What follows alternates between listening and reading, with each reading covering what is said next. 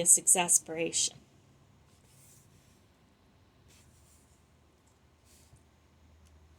"I couldn't see anything," she called out as soon as we came in earshot. "I'm sorry to hear it," said Juniper. "I needed your eyes." I was not sure whether they wanted to go on discussing it, so, trying to be tactful, I wandered back inside the barn. The bowl of water still stood on the table, and I went and sat in front of it just as Juniper and Wise Child had done. Juniper had told me that what they had been doing was called scrying. I knew that I did not have the knack that Juniper and Wise Child did of seeing and hearing things other people could not see and hear, and of sometimes knowing things about the future. It was annoying when Wise Child had used to go on and on about it, but the truth was I did not really want to be able to do it. I thought it was all a bit creepy, and life was quite interesting enough as it was. But nevertheless, because I was curious, I sat down in front of the bowl of water. There was nothing to see in its shadowy depths, with highlights reflecting the sunlight that came into the barn through the doorway. Its surface was occasionally ruffled by drafts. I could see down through the water to a circular design engraved in the bottom of the bowl. Then something unexpected happened. As I watched the circle, it began to revolve. Slowly at first, then quite fast, and it was as if I were being drawn down into it by a powerful force. I suddenly saw a young man's face, his eyes open as if in shock. Then there was a huge house, or what had been a house. It stood blackened and stark, its roof gone, its windows fallen, its walls covered with creepers. This depressing scene suddenly changed. There was light, a hazel tree, a tor lit by the afternoon sun, and an unexpected sense of hope. I returned to myself with a sort of jolt. There I was, sitting in front of an ordinary bowl of water, and yet it did not seem to be an ordinary bowl at all. I did not know what to make of it, and I crept away to my bed in the hay to think it out. Was this what Juniper had wanted Wise Child to do? What had Juniper herself seen? Regardless, I felt too shy to discuss it with either of them. I liked life on the farm. It was a prosperous place, and there was lots to eat, more than I had ever been used to at home.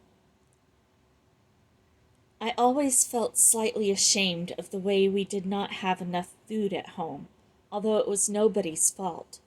I think I felt this way because it embarrassed other people if they knew about it. But not being hungry most of the time did make life more enjoyable. I loved Cormac's aunt and uncle, who piled food on my plate and generally spoiled me, always wanting to know what I had been doing.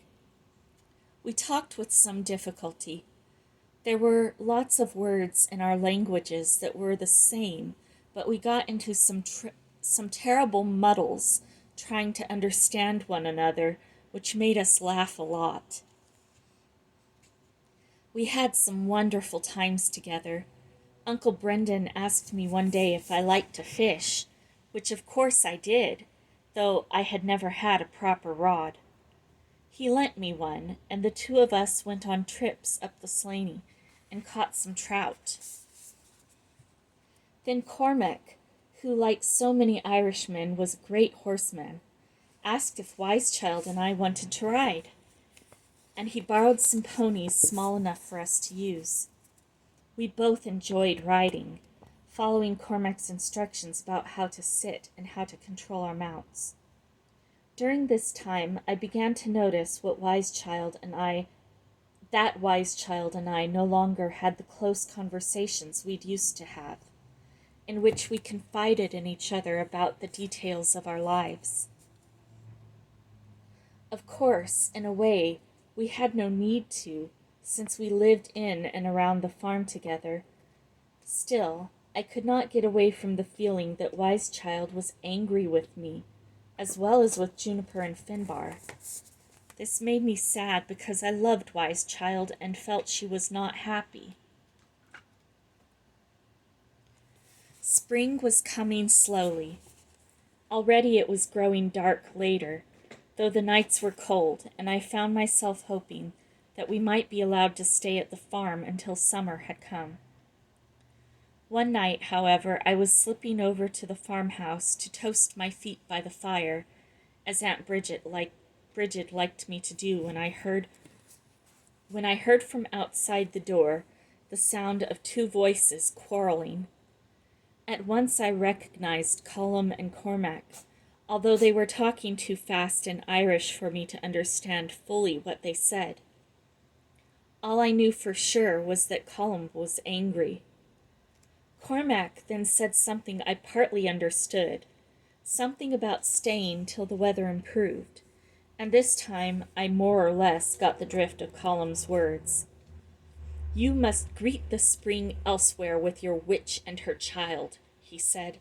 "That is, unless you want me to send word to Fillin. You have outstayed your welcome."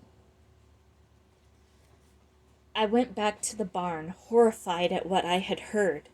Cormac must have passed this information on to Finbar, because the following day he called a meeting. He began by making the suggestion that it was time for us to move on to Cornwall. He said no word of Colman's threats. There was a long silence after he had spoken. I imagine he had expected Juniper and Wise Child to protest. "Juniper," he said at last.